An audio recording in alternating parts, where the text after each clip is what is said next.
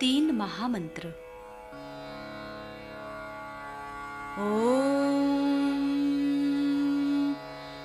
त्वमेव साक्षात् श्री महालक्ष्मी महासरस्वती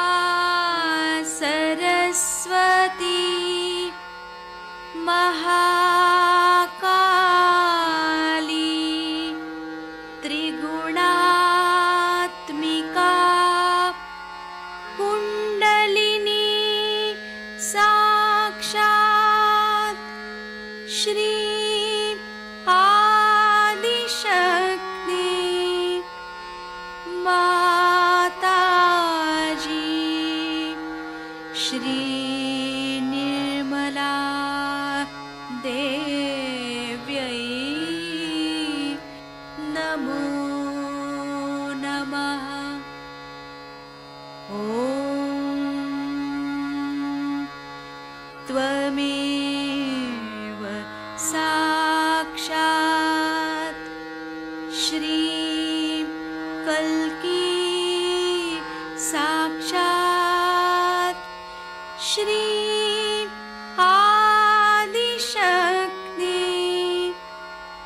माताजी श्री निर्मला देव्यै नमो नमः। ॐ त्वमेव साक्षात् श्री कल्की साक्षात् श्री सहस्रार स्वामिनी मोक्षप्रदायिनी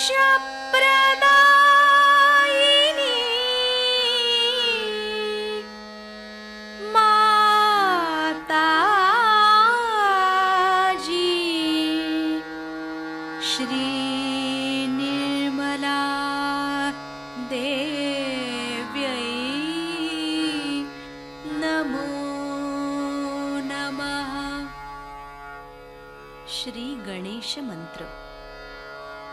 ओम त्वमेव साक्षात् श्री गणेश साक्षात् श्री आदिशक्ति माताजी श्री निर्मला देव्यै नमो नमः।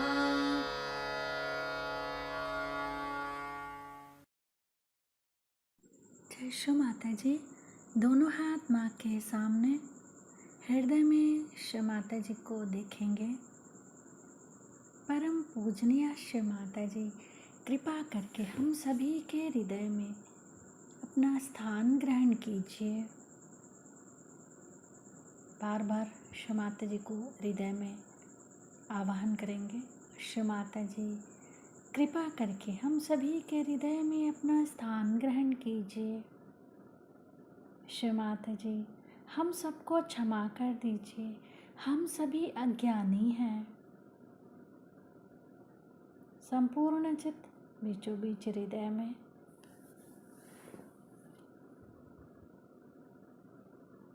क्षमा रूपेण संस्थिता या देवी सर्वभूतेषु क्षमा रूपेण संस्थिता नमस्तस्यै नमस्तस्यै नमस्तस्यै नमो नमः।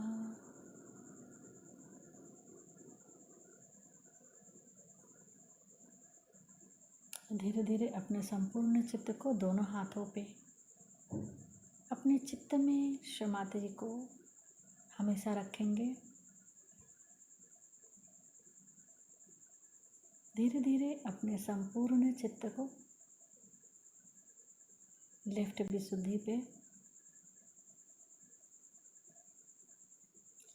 बाह्य विशुद्धि पे संपूर्ण चित्त। श्री माता जी, आपकी परम कृपा में मैं केवल एक शुद्ध आत्मा हूँ। श्री माता जी, आपकी परम कृपा में मैं केवल एक शुद्ध आत्मा हूँ, इसीलिए मैं दोषी नहीं हूँ। श्री माता जी, मैं बिल्कुल भी दोषी नहीं हूँ। श्री माता जी, मैं बिल्कुल भी दोषी नहीं हूँ।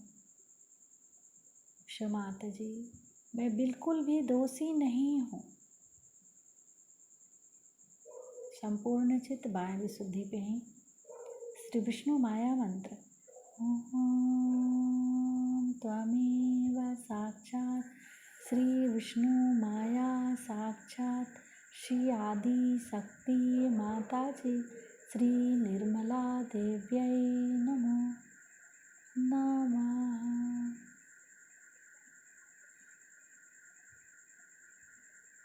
बाह्य विशुद्धि पर अपने चित्त को क्लॉकवाइज घुमाएंगे 7 टाइम्स।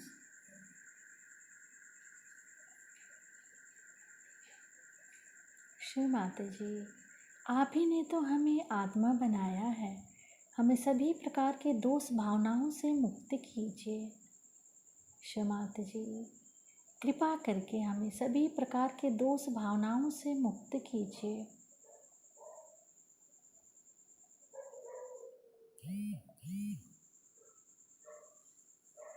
धीरे धीरे अपने संपूर्ण चित्त को लेफ्ट आज्ञा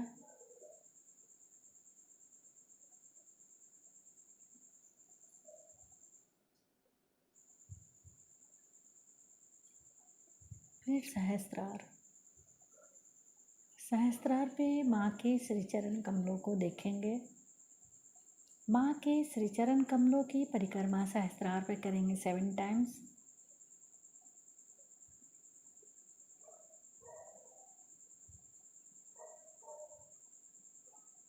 श्री माता जी, कृपा करके हमें निर्विचार कर दीजिए।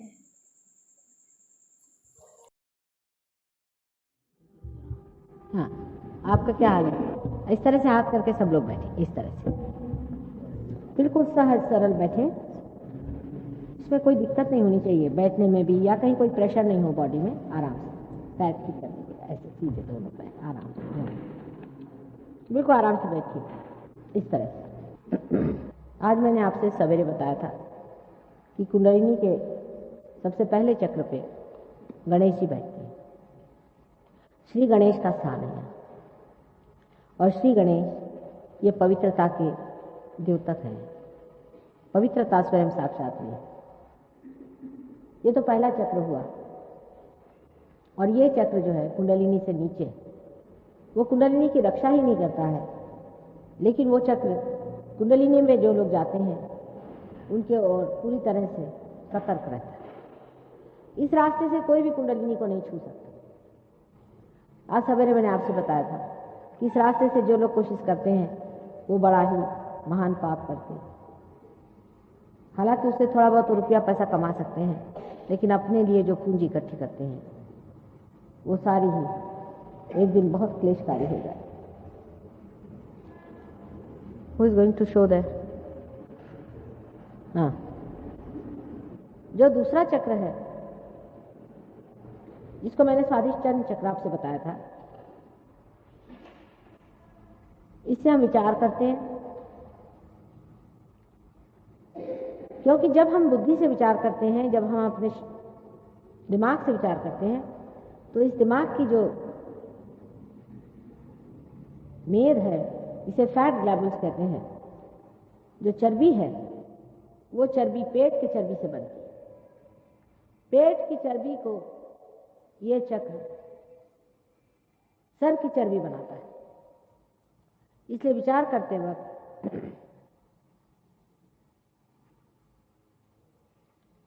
इस चक्र पे बहुत जोर पड़ जाता है। और जब विचार करने की जब आपको आदत लग जाती है, जैसे कि आजकल के आधुनिक लोगों को विचार करने की आदत है, बीमारी, तब तो यह काम इतना ज्यादा इसे करना पड़ता है कि इसके कारण बने हुए जो बाकी के काम है वो सब बिगड़ने लग जाते हैं। जैसे मैंने कहा था कि डायबिटीज इसी कारण हो जाता है, क्योंकि पैंक्रियाज भी इसी से संचालित होता है। और क्योंकि ये चक्र दूसरी चीज में व्यस्त हो जाता है, जो दूसरी कार्य की उसकी जगह है वो कमजोर हो जाती है। उसमें से एक पैंक्रियास भी है, उसमें से एक स्प्लीन भी है, लीवर का ऊपरी हिस्सा भी है, किडनी भी है। इसलिए अति विचार करना और अति प्लानिंग करना कोई बड़ी अच्छी चीज नहीं शरीर के दृष्टि से, और समाज की दृष्टि से भी बहुत अच्छी नहीं, क्योंकि मनुष्य अधिक विचार तब करता है जब वो परमात्मा को नहीं मानता। एक हद पे जाने पर परमात्मा पे छोड़ देना ही चाहिए। देवी महात्मा में लिखा है संकल्प विकल्प करो। जैसे अब भाई साहब हैं, आप कहीं कार्य से जा रहे थे, आपने पूरा प्लानिंग कर लिया, रास्ते में एक्सीडेंट हो गया, आपके हाथ में चोट आ गई, आप जा नहीं पाए, काम होने का हो गया, जो होना तो बन गया। बहुत ज्यादा आपने प्लानिंग भी किया समझ लीजिए, और आप टाइम पे नहीं पहुंच पाए तो काम नहीं हो पाए। इसलिए संकल्प नहीं करना चाहिए किसी चीज का कि हम ये करके ही दिखाएंगे या होना है, उसमें विकल्प आ जाता है। जब आप परमात्मा के साम्राज्य में आ जाते हैं तो उसके तरीके चलते हैं, आपको पूरा पता हो जाता है कि कहाँ चलना है, कहाँ जाना है, कैसे करना है, क्योंकि उसका प्लानिंग चलता है ना। अगर भाई साहब हमारे पार हो गए होते समझ लीजिए, तो कभी भी उस रास्ते से नहीं जाते, उस वक्त जाते ही नहीं। ये होगा, आप देखिएगा, आप अपने लिखते जाइएगा कि जब से जो लोग पार हो गए हैं उनके ये अनुभव है कि एक्सीडेंट हो भी गए तो किसी को चोट नहीं लगी, पूरी तरह से बच गए। और बहुत से लोग हैं वो जाते ही नहीं, कुछ देर हो जाती है, कहीं कुछ हो जाता है, किसी तक पहुंच नहीं पाते। ये पार होने का बड़ा भारी आशीर्वाद होता है कि अब आप परमात्मा के साम्राज्य में आ गए। जैसे आपकी गवर्नमेंट आपको देखती है, आपकी देखभाल करती है, जब आप परमात्मा के साम्राज्य में आ जाते हैं तो परमात्मा आपकी देखभाल करते हैं, उनकी गवर्नमेंट आपकी देखभाल करती है। इस तरह से जीवन की जो दुर्घटनाएं हैं, जिसे हम दुर्घटना कहते हैं, वो अवॉइड हो जाती है। असल में हर अच्छे आदमी के पीछे में सैटानिक फोर्सेस लगे रहते हैं। जीवन में भी आप देखें, कोई भी शरीफ आदमी है उसके पीछे में सैटानिक फोर्स लगा रहता है। उससे कोई बचाव करने का तरीका नहीं, एक ही उसका तरीका है कि परमात्मा के आंचल में घुस जाओ। ये सब सैटानिक फोर्सेस है जिनकी वजह से आप लोग तकलीफ उठा रहे हैं, जो आपके पीछे हाथ धोकर लगे, आपको परेशान कर रहे हैं। इनसे बचने का तरीका आपके पास कोई भी नहीं, कि वो बड़ी सूक्ष्म होती है, उसकी शक्तियां इतनी सूक्ष्म होती है, आप देख नहीं पाते कब झपाटा मार दे, कब तंग कर दे, कब परेशान कर दे, उसको आप समझ भी नहीं सकते। लेकिन वो असर कर जाती है, जब असर कर जाती है तब आप एक पटात खड़े होते कि साहब हमको तो इसका पता ही नहीं था, कैसे हो जाएगा, कैसे। तो उससे रक्षा करने के लिए परमात्मा का आंचल जब आपके ऊपर रहेगा तो कोई सवाल ही नहीं उठता कि आपको कोई तकलीफ हो। जिस वक्त मृत्यु है तो होती है, उसकी बात और।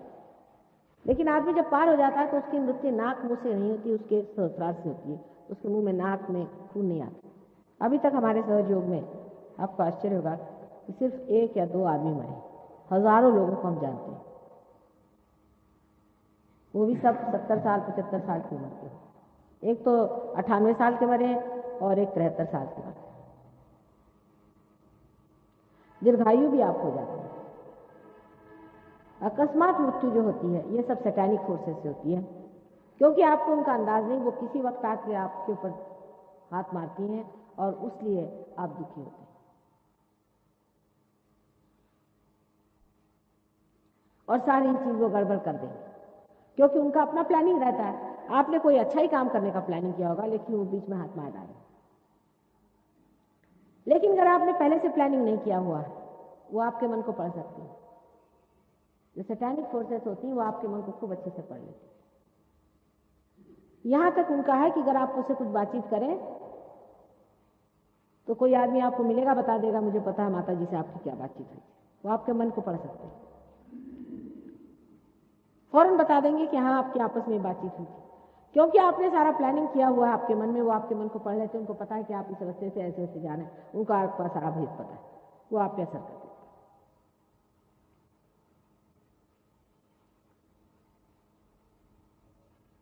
इसलिए उनसे भेद रखना पड़ता है। आपको ये पता नहीं होगा कि सैतानिक फोर्सेस संसार में कितनी विद्यमान हैं। ये जितने भी राक्षस लोग अपने को गुरु कहलवाते हैं, ये सब सैतानिक तो है। इनकी शक्तियां हिप्नोसिस वगैरह की जो चलती, ये सब सैतानिक, शैतान की शक्तियां, और इससे ये आपके ऊपर असर करते रहते हैं। इन शक्तियों को पहचानने के लिए भी आपको सहयोग में आना चाहिए, जिससे आप समझ सकते हैं कि आपके अंदर कौन सी शक्ति कहां से घुस रही है, किस तरह से आप पे आघात किए जा रही और किस तरह से आपको वो सताने वाली है। अब डॉक्टर लोग हैं जैसे साइकोलॉजिस्ट हैं, वो जानते ही नहीं कि हर पागल आदमी के अंदर कोई ना कोई भूत घुसा हुआ रहता है। वो इसको समझते नहीं, अब उसको विश्वास करते हैं बेचारे, और उसका असर उन पे आ जाता है। अब हमारे यहाँ आज ही वो चले गए साइकियाट्रिस्ट आए हुए थे लंदन से, उनको ये नहीं मालूम कि इनसे अपना बचाव कैसे करना है। जैसे समझ लीजिए किसी को टीबी की बीमारी हो गई, तो हम लोग उससे बचाव करते हैं कि वो बीमारी अपने को लग जाएगी, लेकिन ये शैतानी शक्तियां उससे बचाव करने के लिए हमको कुछ मालूम ही नहीं, हम तो देख भी नहीं पाते कि कौन सी शैतानी शक्ति है। हमारे जो बुजुर्ग थे वो इसको जानते थे, लेकिन हम लोग हो गए अंग्रेज, जैसे मैंने कहा, तो हम लोग इस चीज को नहीं जानते कि शैतानी शक्तियां संसार में किस तरह से कार्यान्वित होती हैं और किस तरह से हमें परेशान करती हैं। लेकिन इसकी मात है, परमात्मा के आगे कोई भी चीज शक्तिशाली नहीं, सबसे शक्तिशाली चीज परमात्मा है। और जब आप परमात्मा के बंदे हो जाते हैं तो वो आपको देखता है और आपको संभालता है। वैसे भी वो आपको संभालते रहते ही हैं, इसलिए थोड़ी मोटी चोट लग जाएगी किसी शरीफ आदमी को, छोटा मोटा हो जाएगा, जैसे आपके हो गया। छोटे बच्चों को आप जानते हैं, ऊपर से बच्चे गिर जाते हैं, उनको कहते हैं देवदूत उठा ले। खासकर विशेष करके जो बच्चे प्रबुद्ध होते हैं, जैसे ये बच्ची है, अब ये पैदाइशी रियलाइज हो रहा है, ऐसे बहुत से बच्चे हैं, ये बचपन से बीमार रहेंगे क्योंकि इनके ऊपर हमेशा शैतानी हल्ला होता है।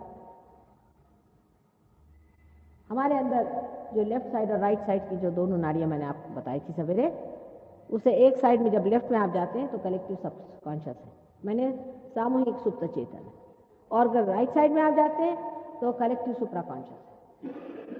लेफ्ट साइड में ऐसे लोग रहते हैं मरे हुए कलेक्टिव सबकॉन्शियस में कि जो अभी तक तृप्त नहीं, आपको परेशानी हो रही तो जो अभी तक तृप्त नहीं है, और जिनकी आत्माएं अभी भटक रही है, लेकिन जो बहुत ही गंदे किस्म के, छोटे किस्म के, चोर उचक्के ऐसे लोग। और दूसरे किस्म के जो लोग होते हैं, जो बहुत महत्वाकांक्षी होते हैं, एम्बिशियस लोग होते हैं, जैसे हिटलर स्टाइल के लोग, ये भी दूसरे साइड में अपने होते हैं, कलेक्टिव सामूहिक। आज एक साहब ने मुझसे कहा कि आप मुझे मंत्र दीजिए माता जी। जो लोग मंत्र देते हैं बड़े धोखे में आपको रखते हैं, आपको पता होना चाहिए। जैसे आपको किसी ने राम का मंत्र दे दिया, आप तो कभी पूछेंगे नहीं कि भाई हमें राम का मंत्र तुमने क्यों दिया। अब आप रटने लगे राम राम राम राम राम। अब राम जो है वो कोई आपके नौकर तो है ना, उनको आप बुला रहे हैं, पुकार रहे हैं, आपका क्या अधिकार है। सोचने की बात है कि जब आपको अधिकार ही नहीं तो आपको बुला कैसे रहा। एक छोटी सी चीज है, हमारे प्राइम मिनिस्टर साहब अभी हैं, उनको अगर आपको मिलना है तो क्या आप उनके पास सीधे जा करके कह सकते हैं कि मुराद जी हमसे बात करिए। उनको मिलने के लिए प्रोटोकॉल होता है, 17 जगह आप जाइए, दौड़िए, इनसे मिलिए, उनसे मिलिए, तब मिल सकते हैं। और जो प्राइम मिनिस्टर हैं वो इतने सस्ते मिल जाएंगे आपको कि आप बस पुकारने लग जाए, वो आके हाजिर हो जाए। हो सकता है राम नाम का कोई नौकर ही हो इधर या उधर फंसा हुआ, जो आपके अंदर घुस आता है और आपको एकदम ऐसा लगता है कि वाह भाई मेरे को तो बड़ी शांति मिल गई, क्योंकि उसने आपका काम ले लिया, वो आपके अंदर आ गया, आपको लगा वाह साहब मेरा तो काम बड़ा जबरदस्त हो रहा है। या आपने जाना नहीं कि आपने अपने को नहीं खोजा है, ये कोई दूसरा ही अपने ऊपर लाद दिया, और ये जो दूसरा लादा हुआ आदमी है इसको अपने एक ही शरीर पर आप लाने चले जा रहे हैं। 5-6 साल बाद आप देखिए आपका शरीर यूं थर लटलटाएगा और आदमी कमजोर हो जाता है। इन शक्तियों से भी परिचित होने की बहुत जरूरत है। सहयोग में आने के बाद जब आपके वाइब्रेशंस आते हैं तब आप देख सकते हैं कि आसपास में किस तरह की शैतानी शक्तियां भी चलती हैं और परमात्मा की शक्ति किस तरह से आपको हर चीज में कामयाब कराती हुई किस तरह से आगे बढ़ाती और किस तरह से वो रास्ता ढूंढ करके और आपको सही रास्ते पर पहुंचा देती। ये देखने लायक चीज। इसके अनेक अनुभव लोगों को आए हैं और आपको भी आएंगे, इसलिए आप पार हो लीजिए और इस चीज को प्राप्त करें। मैंने आपको नाभि चक्र के बारे में भी बताया था कि इस चक्र में हमारी जो खोज है उसके बीज है। जब जानवर खाना खोजता है वो भी इसी वजह से, और इंसान जब परमात्मा खोजता है वो भी इसी वजह से। परमात्मा को खोजना भी मनुष्य के अंदर ही निहित बना हुआ है। इसकी खोज उसके अंदर है, वो चाहे माने या चाहे न माने। जब तक इसको वो पूरा खोज नहीं लेगा उसको तृप्ति नहीं आने वाली। वो अपने को भूखा रखे थोड़ी देर, लेकिन उसको चैन नहीं आने वाली। उसको परमात्मा को खोज के निकालना पड़ेगा। और जब वो परमात्मा को खोजने निकलता है तब चारों तरफ हो जाता है। आप जानते हैं किस तरह के लोग संसार में आकर के परमात्मा के नाम पे कोई भी चीज बेचने के लिए तैयार हो जाते हैं और किस तरह से गलत सलत झूठ चीज आपको बेचते हैं और उनके बारे में कुछ भी कहिए, उनके बारे में इतना अखबारों में निकलता है, छपता है, तो भी में चले जाते हैं। क्यों जाते? क्योंकि एक तरह की मंत्रमुग्धता है, हिप्नोसिस, एक झूठ है। उस झूठ को मानिए और उस झूठ से छुट्टी नहीं पा सकते। बहुत मुश्किल हो जाता है उनको झूठ से छुट्टी पाना। इसके चारों ओर जो आप देख रहे हैं हरा रंग आदि बनाया हुआ है, यही भवसागर है। मनुष्य के अंदर भी ये भवसागर है। इस भवसागर को पार करने के लिए कुंडलिनी को कोई न कोई सोपान, कोई न कोई ब्रिज बनना चाहिए और उस ब्रिज को सिर्फ सहयोग में घटित होता है कि जब आप मेरी ओर हाथ किए हुए हैं या किसी भी आप ऐसे रियलाइज सोल की तरफ हाथ करेंगे तो जो आपके अंदर में चैतन्य की लहरें जाती हैं वो आपके हाथ से गुजर करके नीचे में वहां पर एक सोपान बना देता है। उस सोपान से ही कुंडलिनी ऊपर में चढ़ के आ जाती है। लेकिन अगर इसमें कुछ खराबी हो, इस सोपान में या आपके नाभि चक्र पे या इसके चारों तरफ फैले हुए इस भवसागर में जहां की गुरु के स्थान है, अपने यहाँ 10 गुरु माने गए हैं असल में। इसको कि प्राइमोर्डियल मास्टर कह सकते हैं, जिसके बारे में मैंने आज बताया था आपसे। लेकिन झूठे गुरु भी बहुत है, बहुत ज्यादा गुरु हैं झूठे। और जिस आदमी ने किसी भी झूठ का पल्ला पकड़ा है उसके लिए कुंडलिनी यहाँ से चलती नहीं, वहीं अटक जाती। उसके 2 चक्र पकड़ते, नाभि और ये। उस पर अगर किसी से पूछा जाए कि आपके गुरु कौन है तो उन्होंने बताया साहब फलाने ढोंगानंद भंगानंद जो भी नंद हो, नाम तो ऐसे उनके रखते हैं कि भगवान ही बेचारा थे, फलाने हमारे गुरु। अच्छा, तो कहा जाए कि भाई वो गुरु तो ठीक नहीं है क्योंकि आपकी कुंडलिनी रुकती है नाभि पर। अब आप हमारे पास पार होने के लिए आए हैं ना, आप अपना इलाज कराने के लिए आए समझ लीजिए। अब आपने कोई बदपरहेजी की तो हमें बताना होगा या नहीं। आपको अगर डॉक्टर कहे कि देखिए आपने खट्टा खाया इसलिए आपको नुकसान हो गया तो क्या आप डॉक्टर से लड़ेंगे कि नहीं साहब डॉक्टर वो खट्टा खाना ही ठीक है? ये तो पागलपन की निशानी। लेकिन उस गुरु को लेकर के झगड़ा खड़ा कर देंगे। जब 1 मिनट में इस बात को मान लें कि हाँ अगर हमारे गुरु ठीक होते तो आज हम पार होते। माँ ने कहा है कि जो असल गुरु होगा तो हम तो उसके शिष्यों से पहचानते, उसके कुंडलिनी से पहचानते। हम तो किसी भी गुरु को नहीं जानते थे। जैसे कोई हमारे सामने आता तो हम समझ जाते हैं कि ये कौन से गुरु के चेले आए हुए हैं। जैसे महाराष्ट्र में एक गुरु थे, वो बहुत अपने को समझते थे, सन्यासी थे। अपने को सन्यासी लोगों से हम लोग बड़े अभिभूत रहते हैं, सोचते हैं वाह वाह वाह वाह सन्यासी आदमी आ गए तो बस। सन्यासियों से तो मैं इतनी घबराती हूँ, मैंने आपसे बताया कि सन्यासियों से बहुत दूर रहना।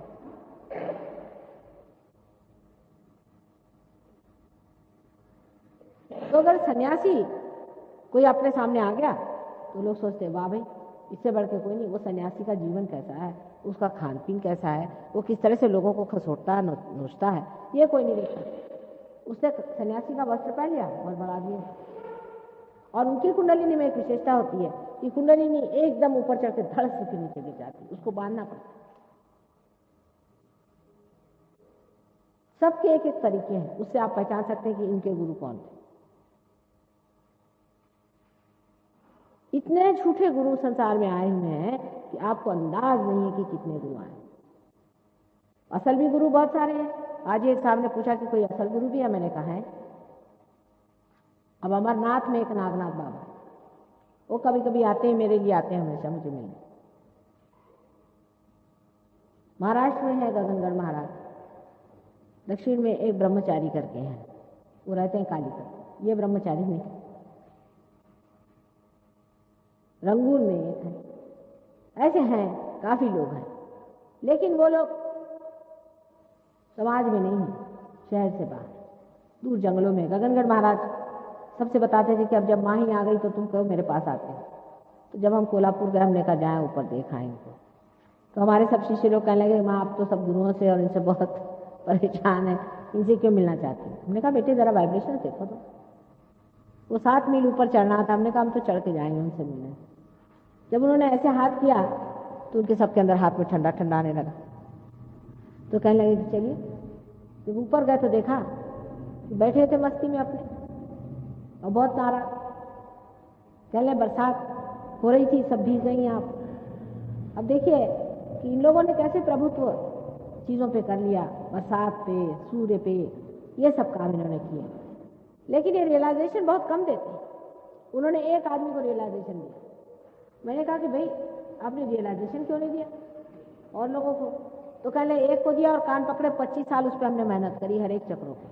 बात है उनको टाइम बहुत लगता है, मेरे को तो लगता नहीं ना टाइम, मैं तो इसमें माहिर हूँ, लेकिन उनको बहुत टाइम लगता है बेचारों को। वो बोल रहे थे मुझे को हजारों वर्ष लगे एक वाइब्रेशन पाने में। कहले एक पे मेहनत करी, उनका नाम अर्णा महाराज। कहना आप माता जी कभी देखना तो आपको पता होगा कि मुझे उसका मुंह भी नहीं देखने का। तो कहने लगे कि वो कामिनी और कांचन के पीछे पड़ा हुआ। रियलाइजेशन के बाद, सारी शुद्धि के बाद, उसके बाद एक दिन ऐसा इत्तेफाक हुआ कि उनसे कुछ मुलाकात हो गई हमारी। किसी के यहाँ आए हुए थे, बदतमीजी शुरू थी उनकी पूरी समय, औरतें औरतें भी लेकर बैठे हुए थे। तो हमें कहने लगे कि हमारे महाराज जो हैं आप मुंबई आते हैं आपसे मिलने के लिए। उनकी 108 वर्ष की उम्र है इन महाराज की, जिनकी बता। वो तो कभी छोड़ते नहीं थे अपना तकिया, उनको क्या जरूरत है आने की। मतलब इनके पेट पर पैर आता होगा उनके आने से, तो बहुत नाराज थे अपने गुरु जी। तो मैंने कहा कि अच्छा अब हम तो जा रहे हैं, ऐसा करिए आप कि हम आपको कुंकू लगाते हैं। तो हमने उनके आज्ञा पे कुंकू लगाया। हमने कहा अब आप हमें लगा दें। जैसे उन्होंने लगाया तो उंगली यहाँ चिपक गई, धक धक धक धक धक धक शुरू हुआ। तो फिर लगे चिल्लाने, कहले माँ माफ कर दो, माफ कर दो। मैंने कहा फिर से अपने गुरु के लिए ऐसे कहा तो देख लेना, मुझसे बुरा नहीं होगा। अपना आज्ञा तो पूरा पकड़ा हुआ है, क्या बातें करते हो बकवास, शर्म नहीं आती तुमको? सभी औरतों के साथ यहाँ बैठे हो, इतनी उन्होंने 25 साल तुम्हारे ऊपर मेहनत करी हुई, चले जाओ। मैंने कहा यहाँ से। लेकिन बाद में उन औरतों ने बताया कि उन लोगों से सबसे 1.25 तोला सोना और 125 रुपया सब ले लिया। उसके बाद मैंने उनसे कहा आप जब आए तो उनको 1.25 जूता मारना। कहना कि हमारी श्रद्धा इससे 125 की है, लेकिन हमारे हाथ दुखेंगे तो 1.25 जूता तुमको मारेंगे।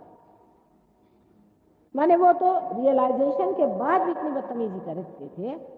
तो जो रियलाइज ही नहीं है, जिन्होंने यही शुरू से प्लान कर लिया कि किसको कैसा लूटे और किसको घसोटे, ये तो पक्के चोर बिलंदर हैं। बहुत से लोग जेल से छूटने के बाद ही गुरु बन जाते हैं। आप लोग हैं कहाँ? उससे नाराज होने की कोई बात नहीं। जो असलियत है उसे समझ लें। मैं आपकी माँ हूँ, मुझे आपको आगाह करना है।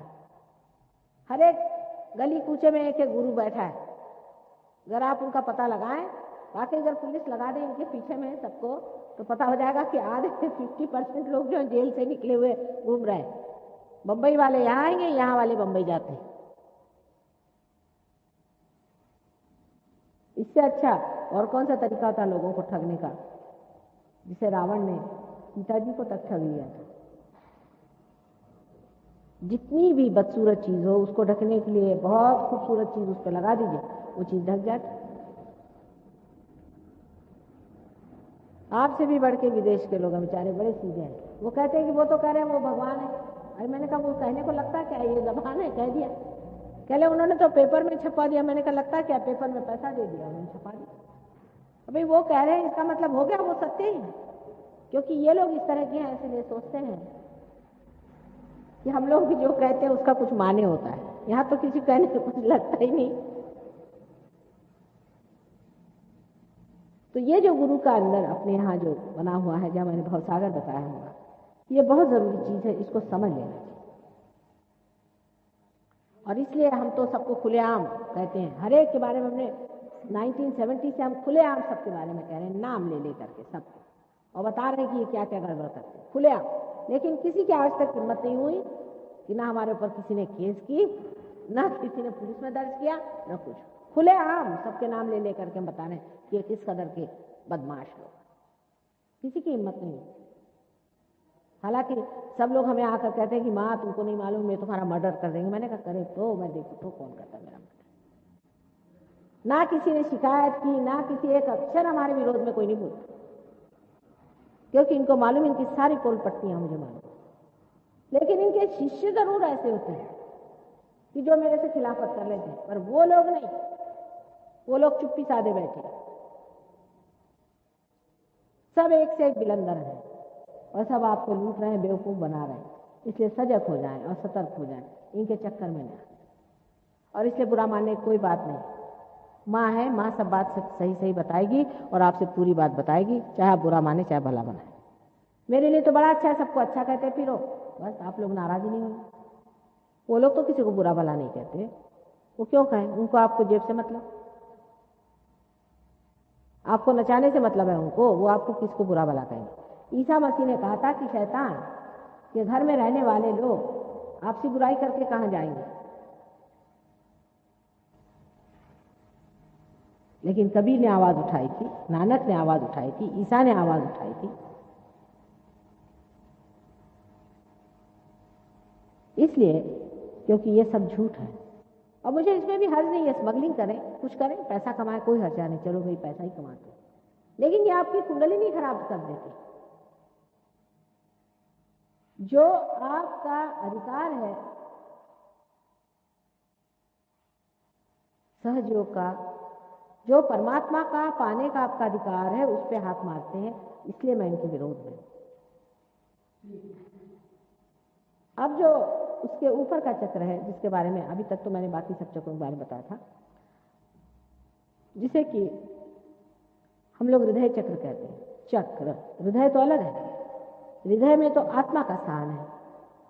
आत्मा जो है वो हमारे अंदर स्थित है और सारे हमारे क्षेत्र को जानता है, उसे क्षेत्रज्ञ कहते हैं। वही साक्षी है, वो हर एक चीज जानता है, हम क्या कर रहे हैं क्या नहीं कर रहे। कुंडलिनी जागरण से सिर्फ आपकी जो चेतना है, इस वक्त जो चेतना है, वो आत्मा में लीन हो जाती है।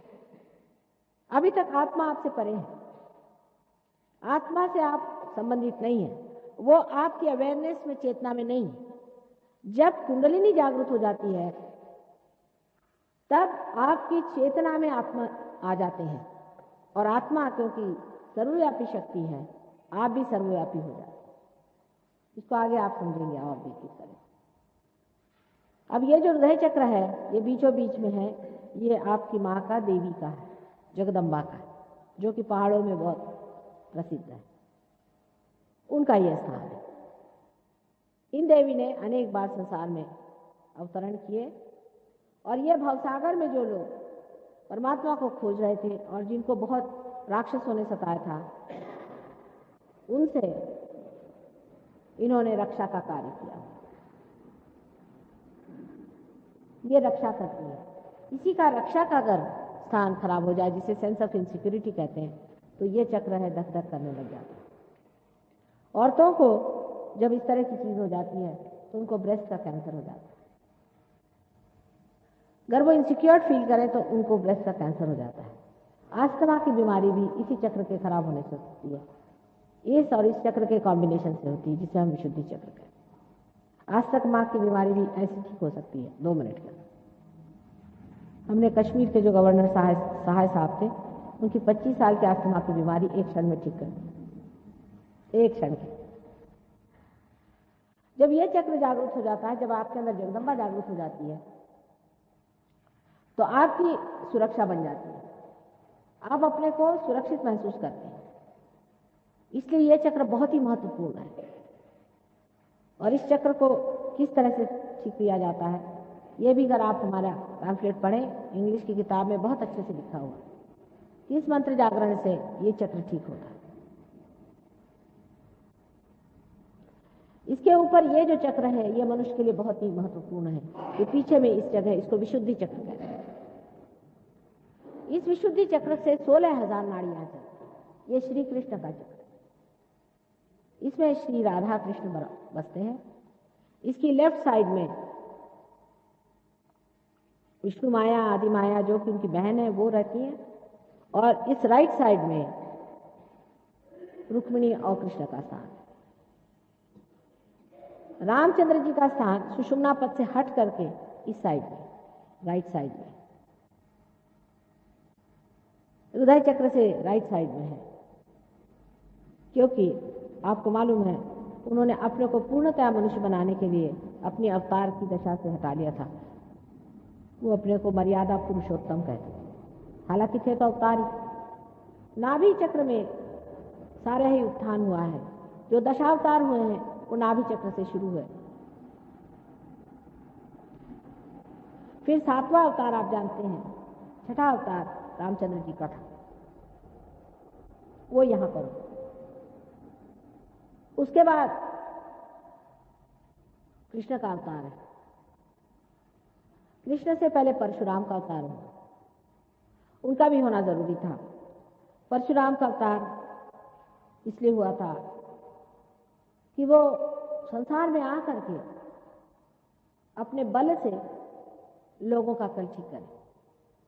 क्योंकि टेढ़ी खीर, आदमी की बुद्धि सीधे उंगली ठीक नहीं होती, तो उन्होंने अपने जोर से और अपनी शक्ति से लोगों को पहले तैयार किया, और फिर जब वो आ गए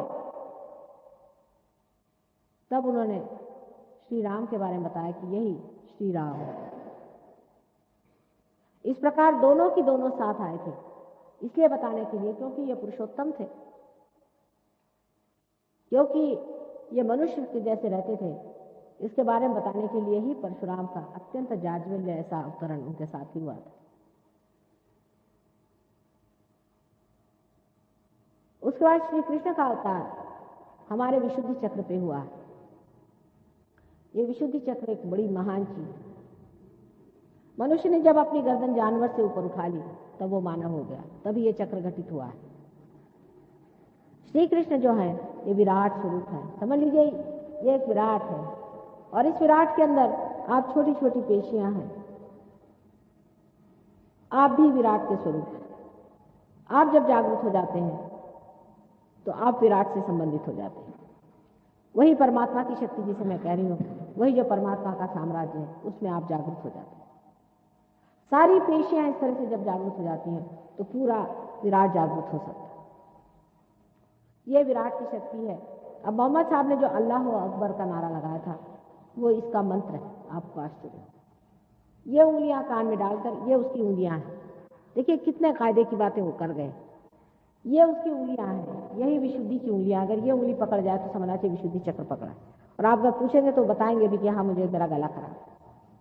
इस उंगली को कान में डाल करके जब आप सर ऊपर करते हैं और अल्लाह अकबर कहते हैं, अकबर का मतलब विराट से होता है, तो एकदम विशुद्धि चक्र खुल जाता है। आपके देहरादून में विशुद्धि चक्र ज्यादा पकड़ा। इसके अनेक कारण हो सकते हैं, उसको आप समझ लें जो भी आपके अंदर हो। एक कारण ये हो सकता है कि आप जरूरत से ज्यादा सिगरेट पीते हो या तंबाकू खाते हो, उससे विशुद्धि चक्र पकड़ता है। दूसरा कारण यह हो सकता है कि आप गलत ध्यान धारणा करके और कोई गलत मंत्र कहते हैं, उससे भी विशुद्धि चक्र पकड़ता है। तीसरी चीज है कुछ सर्दी जुकाम का भी आपको ठीक से ख्याल न रहे और आप अब परहेजी जो चीजें वो खाते हो और अपने गले को खराब करते हो, उससे भी विशुद्धि चक्र पकड़ता है।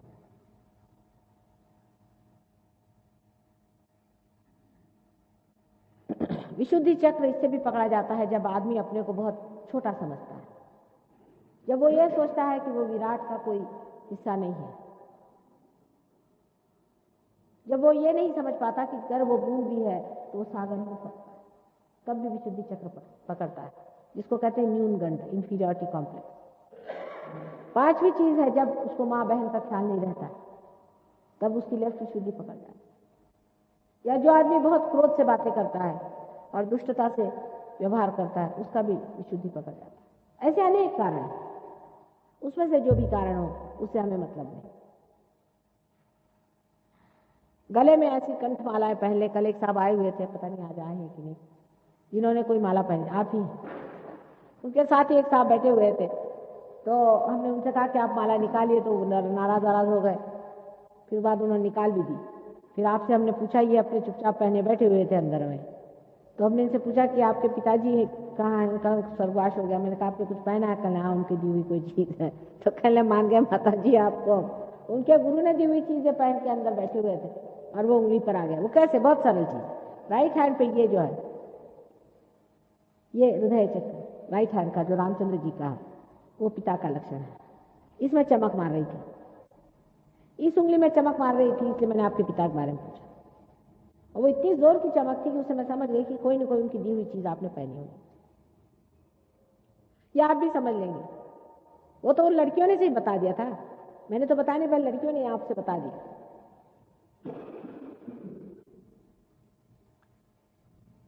तो इस तरह से ये चक्र का पकड़ हो गई। जैसे ही इन्होंने माला निकाल दी, पार हो गए और इनके पास वो चीज आ गई।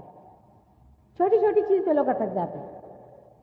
मैंने कहा भाई काशी का गंगा छोड़ दो, वही नहीं छोड़। हम आपको परम देने बैठे हैं, आप छोटी चीज को नहीं छोड़ रहे। अरे काशी के पंडे कैसे होते क्या पता नहीं, आपको मुझे बताना होगा।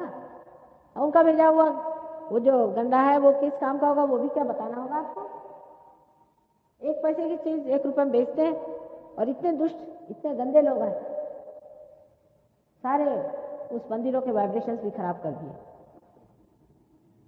इसमें बुरा मानने कौन सी बात है? किसी बात का बुरा नहीं मानना है। सब आपके मंगल और कल्याण की मैं बात कर रही हूँ, सब कुछ आपके मंगल और कल्याण के लिए कर रही हूँ। ऐसी छोटी छोटी बातें लेकर के लोगों ने अपने को फंसा रखा। तो इस विशुद्धि चक्र की मैं बात कर रही थी कि जो विराट, उसके बाद ये ऊपर का चक्र है।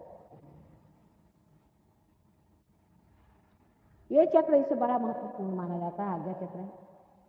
आज्ञा चक्र बड़ा सकरा होता है, उसके अंदर से कुंडलिनी का निकलना कठिन हो जाता है। दोनों तरफ से जब ईगो और सुपर ईगो दोनों दबाते हैं तो ये चक्र और भी दब जाता है। जब आदमी किसी को क्षमा नहीं करता और रात दिन उसी के बारे में सोचता रहता है कि इसने मुझे ये सताया, उसने मुझे वो सताया, मुझे ये तकलीफ दी, वो तकलीफ दी, ऐसे आदमी का आज्ञा चक्र एकदम पकड़ जाता है। और जो लोग चश्मा लगाते हैं उनका भी आज्ञा चक्र कुछ कमजोर होता है शारीरिक दृष्टि। इस आज्ञा चक्र के भी अनेक रूप हैं, वो आप पढ़ेंगे तो आप, मेरे पास जो किताब है उससे आप पढ़ें, उससे आप देख सकते हैं कि काफी इन लोगों ने उस पर लिख दिया आज्ञा चक्र के बारे में। इस आज्ञा चक्र पे महाविष्णु का स्थान है। अब आप लोग महाविष्णु के बारे में जानते नहीं, लेकिन देवी भागवत जिसने पढ़ा होगा उसने महाविष्णु के बारे में पढ़ा है कि बहुत बड़ा ये अवतार माना जाता है, जो राधा जी का पुत्र था और वो संसार में आने वाला है, ऐसा 14,000 वर्ष पहले कहा गया था। और वही अपने ईसा मसीह साक्षात महाविष्णु के अवतरण। अब मैं जो बात कर रही झूठ है सच है कैसे जानना चाहिए, इसका एक बड़ा आसान तरीका है। आपके जब वाइब्रेशंस आ जाए तो आप पूछिए कि क्या ईसा मसीह महाविष्णु के अवतरण है, वही आज्ञा चक्र पे है, फौरन वाइब्रेशंस आना शुरू। आज्ञा चक्र पे जो लॉर्ड्स प्रेयर है वो इसका मंत्र है, लेकिन वो साक्षात ओम और प्रणव के बने हैं। माने गणेश जी का अवतरण है, ओम प्रणव है। उन्होंने साकार अपना स्वरूप लिया और इस संसार को तारण करने के लिए वो आए थे। क्योंकि वो ओम और प्रणव है, उनकी मृत्यु जब भी हुई उसके बाद उनका पुनरुत्थान हुआ। और कृष्ण उनके पिता है, क्योंकि उन्होंने कहा था कि नैनम छिदन्ति शस्त्राणि नैनम दहति पावक, कि ये जो प्रणव है, जो ओम है, ये किसी चीज से भी कटता नहीं और किसी भी चीज से ये वहन नहीं होता है। उसकी सिद्धता करने के लिए महाविष्णु का अवतरण इस संसार में हुआ।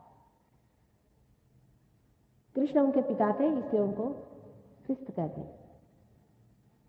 और यशोदा जी का नाम रखने के लिए ही उनको राधा जी ने यीशु कहा। उनकी मां साक्षात राधा जी, महालक्ष्मी का अवतरण है। ये सब अपने ही हैं, लेकिन उनको जान लेना चाहिए। लेकिन प्रणव निराकार है, ओम निराकार है, और साकार निराकार लेकर के बड़ा झगड़ा लोगों ने खड़ा करा हुआ। इस मामले में थोड़ी सी जरूर बात करूंगी, नहीं तो ये भी एक झगड़ा बना ही रहेगा परमानेंट। और खासकर आपके देहरादून में तो काफी इस पे मैं देखती हूँ, सनातन धर्म और आर्य धर्म आदि वगैरह काफी लेकर के मैं तू होती रहती है। हालांकि मिला किसी को भी नहीं, सदियों से चले आ रहे हैं दोनों झगड़े, मिला किसी को भी नहीं, किसी की भी तृप्ति मैंने देख पाई। अब निराकार साकार की बात थोड़ी सी समझा दें तो ये झगड़े भी खत्म हो जाए। जिस वक्त हमारी पिंगला नाड़ी बनाई गई, जो कि हम देख रहे हैं हमारे राइट साइड में है, उस वक्त ये 5 तत्व जो थे उनको जागरूक करने की बात थी। आप 5 तत्व जानते हैं जिससे सारी सृष्टि बनाई, इनको जागरूक करना था। इसीलिए यज्ञ वगैरह हमारे वेदों में किए गए, श्रुतियां पढ़ी गई। यज्ञों में ये जो 5 तत्व है उसको जागरूक किया गया, जैसे मैंने सवेरे बताया था आपसे। ये 5 तत्व जागरूक करना जरूरी थे। अग्नि को जागरूक करना था, पानी को जागरूक करना था, क्योंकि इनकी जागृति के कारण ही मनुष्य उनको इस्तेमाल कर सकता था। उसके बाद ही खेती बाड़ी शुरू हुई। आपका साइंस भी उसी वजह से मनुष्य के दिमाग में आया। अगर हमारी पिंगला नाड़ी अगर जागरूक न होती तो हम कभी भी साइंस न खोज पाते, न ही हम ये समझ पाते कि इन 5 तत्वों को हम किस तरह से इस्तेमाल करें, बिजली कैसे बनाएं और किस तरह से हम इस अग्नि को इस्तेमाल करें। अग्नि का तक हमें पता ना आता कि हम अग्नि भी न बना पाए। ये सब हम बना सके, इसलिए राइट साइड की पूजा होती रही, इसीलिए यज्ञ होते रहे। और निराकार में ही, क्योंकि ये 5 शक्तियां, इसलिए निराकार की पूजा होती है उस जमाने में। लेकिन उसमें जब आगे लोगों ने सोचा कि अब जागरूक कर दिए, अब आगे क्या, तो फिर मनन की चीज शुरू हुई। तब फिर सेंट्रल पाथ पे आ गए।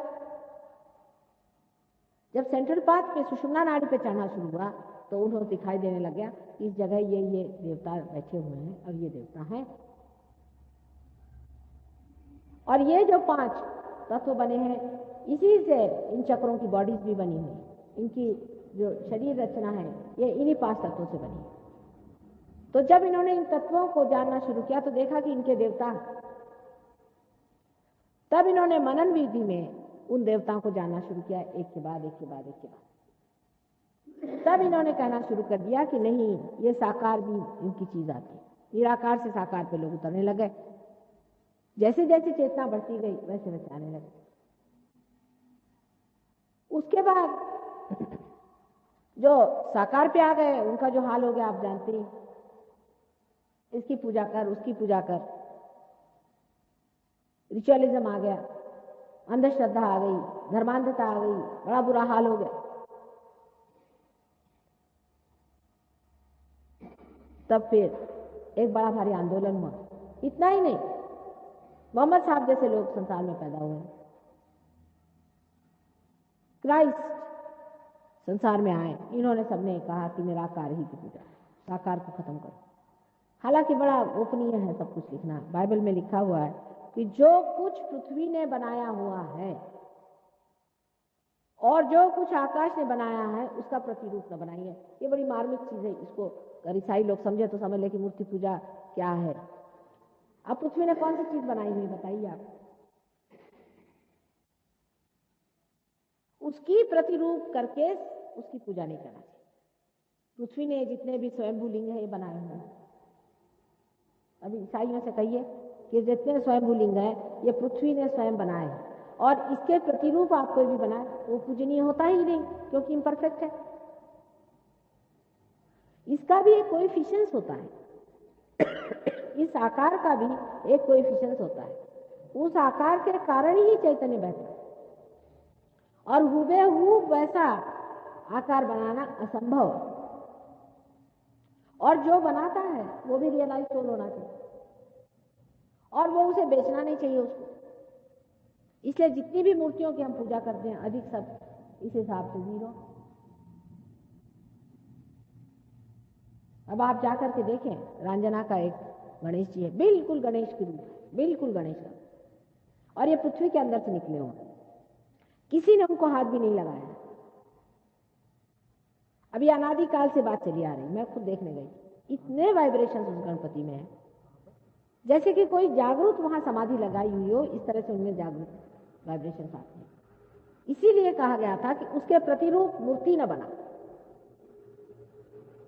अब हम लोग हैं, इसको देखिए वही मूर्ति बनाने बैठ जाता, हर एक चीज की मूर्ति बना करके बैठ गए, उसको पूजने बैठ गए। उसका कोएफिशिएंट है या नहीं, उसमें चैतन्य है या नहीं, वो जागरूक है या नहीं, इसको तो हम देखते हैं। इसलिए मूर्ति पूजा का खंडन इस तरह से उन दिनों में ईसा मसीह के समय में हुआ, क्योंकि मूर्ति का मतलब यह गए वहां पर पैर पड़ना शुरू कर दिया, ये करना। अब काबा के अंदर जो पत्थर है वो साक्षात शिवलिंग है, पृथ्वी से निकला हुआ शिवलिंग है वो, उसे मोहम्मद साहब जानते थे।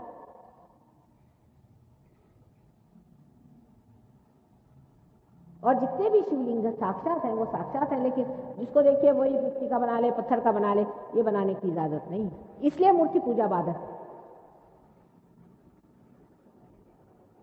अब मूर्ति पूजा के विरोध में जो लोग बोलते हैं वो वहां तक सही है कि मूर्ति पूजा, जो कि मूर्ति झूठ मूठ में बनाई गई उसकी नहीं होनी चाहिए, यहां तक वो सही है। लेकिन साकार परमात्मा नहीं होते हैं, ये कहना बहुत गलत बात है।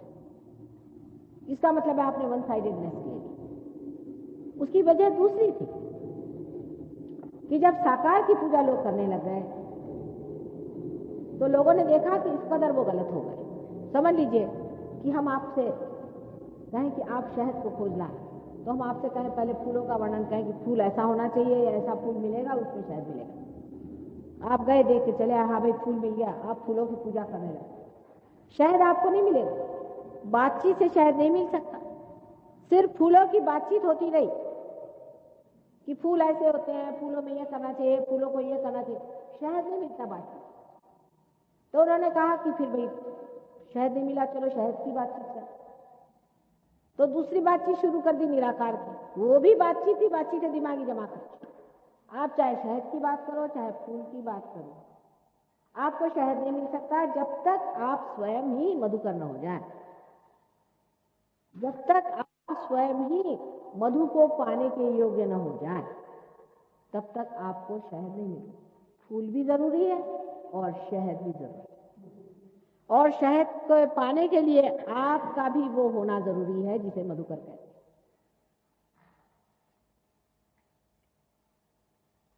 अब ये झगड़ेबाजी की बात है कि हर चीज को लेकर झगड़ा खड़ा करें। सत्य एक है, उसमें कभी झगड़ा नहीं होता। अब उस जमाने में, जो पहले जमाने में जबकि सिर्फ हम अपने 5 तत्वों को प्रबुद्ध कर रहे थे, उस चीज को लेकर के और आज झगड़ा खड़ा करने की कोई जरूरत नहीं। जो बीच की बात हो चुकी है, ये भी बिल्कुल सही है कि परमेश्वर अवतार स्वरूप होते हैं, वो अवतार लेते हैं संसार में आ करके और मनुष्य का उद्धार करते हैं, ये भी बिल्कुल सनातन बात है। और यज्ञ करना भी सनातन बात है, जिसके कारण आप ये 5 एलिमेंट्स हैं अपने अंदर उसकी शुद्धि करें, क्योंकि अगर आपके चक्र शुद्ध नहीं हुए तो मेरा कहना भी व्यर्थ हुआ। वो भी जरूरी चीज है और आत्मा का जानना भी जरूरी है। अगर इसको समझ लें तो सारा झगड़ा खत्म हो जाए और व्यर्थ की बकवास कर करके हजारों किताबें लिख करके जिस तरह से आप लोगों ने झगड़ा खड़ा कर दिया है वो सब बेकार। अब कल ही एक साहब आए थे तो कह ले मैं गायत्री मंत्र कहता हूँ। भाई क्यों कहते हैं आप गायत्री मंत्र? वो पार नहीं हो पा रहे। मैंने कहा कि अच्छा आप कहिए कि आप गायत्री देवी के बारे में पूछें। कहले हम तो मानते नहीं वो साकार होती। अरे आप मानते नहीं तो किस आधार पे नहीं मानते? क्योंकि आप आर्य समाजी फैमिली में पैदा हो गए, आप आर्य समाजी बन गए। मनुष्य की स्वतंत्रता कहाँ गई? क्योंकि आप हिंदू पैदा हो गए, आप हिंदू बन गए। हो सकता था आप मुसलमान पैदा हो जाते, हो सकता था आप कहीं अफ्रीका में पैदा हो सकते थे। जब आपका पुनर्जन्म है ही तो आप कहीं भी पैदा हुए होंगे। शायद हो सकता है आप पूर्व जन्म में बड़े कट्टर मुसलमान होंगे और आज बड़े कट्टर आप ब्राह्मण बने बैठे, हो सकता है। और होता ही है, एक अति से आदमी दूसरी अति में हमेशा उतरता है। एक कट्टरता को लेकर चलता है तो दूसरी कट्टरता में उतरता है। सत्य कट्टर नहीं है, सत्य साक्षात है। इसका साक्षात कराना चाहिए। सूझबूझ इसमें है, सुज्ञता इसमें है, इसमें विस्तार कि वो जो सत्य है उसे हमें पाने का है, उसी को हमें लेने का है, और असत्य हम नहीं चाहते। आज यही हो रहा है। आपके जो जवान बच्चे हैं ये परमात्मा पे विश्वास नहीं करते। उनको मेरी बात भी बेकार लगती शुरू में। सभी विश्व में ये बात, आप ही की बात ये नहीं, आपसे कहीं अधिक और जगह ये हो गया, कहीं अधिक और जगह हो गया है कि जहां लोगों ने परमात्मा से विश्वास छोड़ दिया। अल्जीरिया के एक हमारे शिष्य हैं, इंजीनियर हैं, वो हमारे पास आए थे, मुसलमान हैं वो लोग सब। वहाँ के जितने भी पढ़े लिखे लड़के हैं, इंजीनियर, डॉक्टर्स, आर्किटेक्ट्स वगैरह, उनको परमात्मा में विश्वास नहीं। उनमें से ये महाशय जी थे। ये किसी तरह से हमारे पास आ गए और पार हो गए। एक विश्वास को धर्मांधता से निकल करके और अविश्वास के और जब मनुष्य झुकता है तो बीचों बीच सहयोग से पकड़ सकता है। जब उन्हें साक्षात हो गया, आज उन्होंने 500 वहां अपने डिसाइपल्स बनाए हुए अल्जीरिया में, जो कि मुसलमान हैं, जो कि विष्णु की भी पूजा करते हैं और मोहम्मद को भी जानते हैं।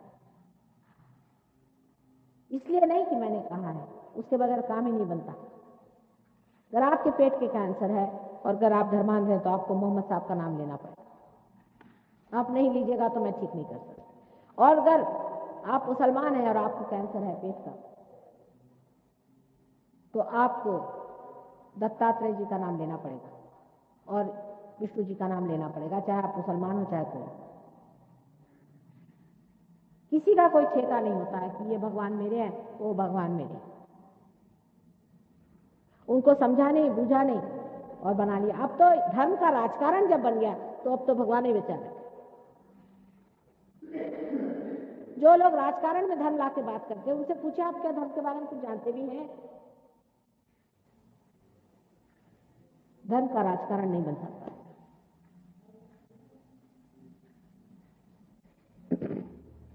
आपको मैंने विशुद्धि चक्र के बारे में बताया, अब आज्ञा चक्र के बारे में बताया। जब कुंडलिनी आज्ञा चक्र को छेदती है तब आप निर्विचार हो जाते हैं, निर्विचारिता आप में बैठ जाते हैं। यह भी चक्र यहाँ बहुत पकड़ता है, पता नहीं क्यों आप क्षमाशील कम है।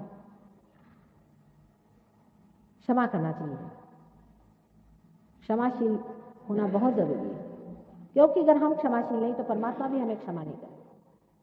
हमें बहुत तकलीफें होती हैं दुनिया में, माना है, लेकिन हमको क्षमा करना चाहिए, इससे परमात्मा भी हमें क्षमा करे। नहीं तो परमात्मा क्यों हमारी गलतियां क्षमा करेगा? इससे भी आज्ञा चक्र बहुत पकड़ता है। क्षमाशीलता बहुत जरूरी है, इसलिए मैं बार बार आपसे कहती हूँ कि आप सबको क्षमा कर दें, पूरी तरह से क्षमा। अंत में आपका चक्र जो है, जिसे सहस्त्रार कहते हैं, जो 1000 पेटल से बना हुआ है। डॉक्टर का झगड़ा कि 992 नाड़ियां हैं उनके हिसाब में, और इसको 1000 कहते हैं। अब यही लेके बैठे रहिए उनके साथ झगड़ा करके। 1000 पंखुड़ियां हैं, वो खुल जाती है कमल के तरह। अनेक रंगों की पंखुड़ियां होती हैं, और जब ये खुल जाती है तब कुंडलिनी इसके अंदर से गुजर के और ब्रह्मरंध्र को छेद देती है। इसका नाम है ब्रह्मरंध्र। रंध्र माने छेद, और ब्रह्म का, ब्रह्म माने सर्वव्यापी जो शक्ति जो कार्यान्वित होती, परमात्मा की जो शक्ति जो सर्वव्यापी है, जो आपके अंदर निहित है। और जैसे ही ये छेद देती, आपके अंदर वो शक्ति स्थापित हो जाती। आप भी बता सकते हैं कि उसके अंदर क्या प्रॉब्लम है। ये सामूहिकता आपके अंदर जागरूक होती है, इसमें कोई लेक्चर नहीं देने की बात। यही घटना आज घटित होने वाली है। आज मेरा यहाँ आखिरी दिन है, मैं चली जाऊंगी दिल्ली। मैंने कल भी कहा था कि यहाँ के कुछ लोगों को मिलकर के कोई एक स्थान नियत कर दें, किसी के भी घर पे, छोटी सी भी जगह एक सेंटर की तरह से हो जाए, जहाँ सबका संबंध जुड़ जाए। उसको बहुत बड़ी जगह की जरूरत नहीं, एक एड्रेस ऐसा हो जहाँ सब लोग मिले तो देहरादून का सेंटर चल जाएगा, और देहरादून में कार्य हो सकता है। और हम दिल्ली से भी लोगों को यहाँ भेज देंगे जो आ करके और इसके बारे में काफ़ी समझा के आपकी मदद करेंगे। अनेक तरह की बीमारियाँ इसमें ठीक हो जाती है, कैंसर की बीमारी, हर एक तरह की बीमारी ठीक हो जाती है। वो आपको भी सिखा देंगे, आप भी जागरूक हो जाइए, वो आपको भी प्रगति कर देंगे। लेकिन आज तक ऐसा एक्सपेरिमेंट हमने किया नहीं कि ऐसी जगह पहुँचे जहाँ कोई पहले से सहयोगी नहीं रहता। ये पहला ही एक्सपेरिमेंट है और इसका कारण है कि हमारी नातिन जो है यहाँ स्कूल में एडमिटेड थी। पिछली मरतबा हम आए तो हमने सोचा कि बड़ी तपोभूमि है, यहाँ ऐसा करने से कोई हर्ज नहीं, और कुछ लोग जुट भी गए, इसलिए बात बन गई। लेकिन आप में से कोई एक ऐसा एड्रेस हो जहाँ पर सब लोग मिल सकते हैं, साधारण घर हो तो भी चल जाएगा, ऐसा एक एड्रेस आप लोग सब मिल करके जो यहाँ पार हो जाए वो कर दें। और इस तरह की एक चीज़ चला देनी चाहिए जो शहर के अंदर हो, बहुत दूर न रहे। उसके बाद बाहर से लोग आते रहेंगे, आप उनसे पूरी तरह से गाइडेंस ले सकते हैं और आगे बढ़ें।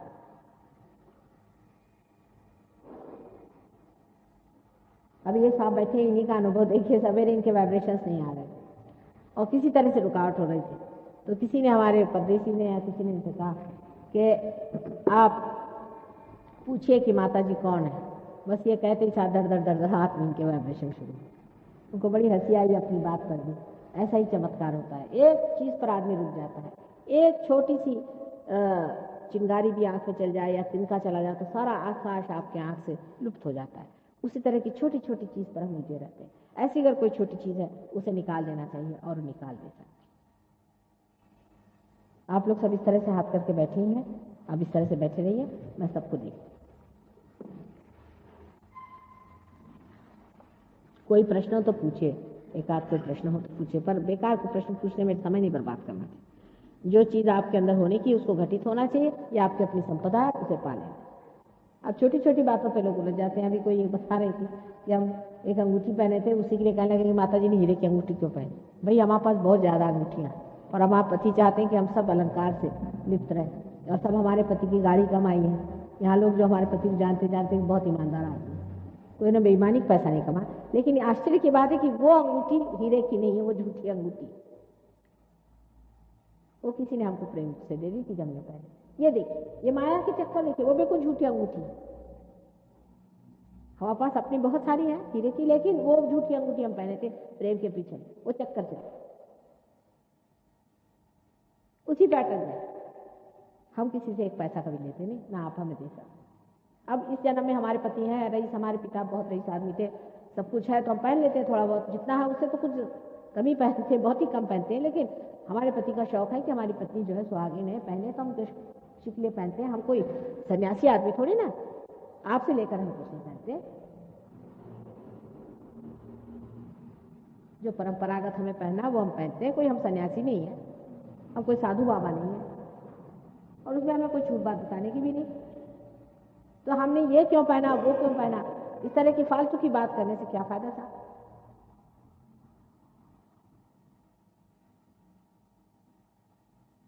इसकी सब जो खबर रखते हैं वो लोग चोर होते हैं, इसलिए रखते हैं, वो सब सर्कस चलाते हैं, वो सब ढोंग बना के क्लाउन बन के आपके सामने खड़े हो जाते हैं और आप उसी से अभिभूत हो जाते हैं।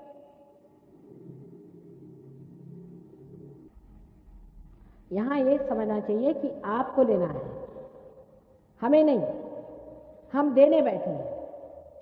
आपको नहीं मिला तो आपका डिस्क्रेडिट है, आपके लिए वो गलत रहेगा, आपके लिए नुकसान दे रहेगा, हमारे लिए नहीं। आज सवेरे भी मैंने कहा था मुझे आपसे कुछ नहीं लेना, वोट भी नहीं लेना, इलेक्शन भी नहीं लड़ना, कुछ भी नहीं, मुझे शोहरत भी नहीं चाहिए आपसे, लेकिन आपका जो अपने अंदर छिपा हुआ है वो पा लीजिए। ये माँ की तरह से मैं समझाती हूँ, अगर आप अपनी माँ को समझ सकते हैं आप मुझे भी समझ सकते हैं। आपको इम्प्रेस करने के लिए हम यहाँ नहीं आए, और उससे हमें क्या मिलने वाला है, आप हमें क्या देने वाले हैं, पहले ये बताइए आप हिसाब किताब। मुझे बड़ा आश्चर्य हुआ कि एक सुविद्य महिला ने इस तरह की बातें कही, बहुत आश्चर्य की बात। इसीलिए शायद इस जन्म में हमारे पति इतने ऊंचे पद पे पहुंच गए कि जिसे दुनिया न करे।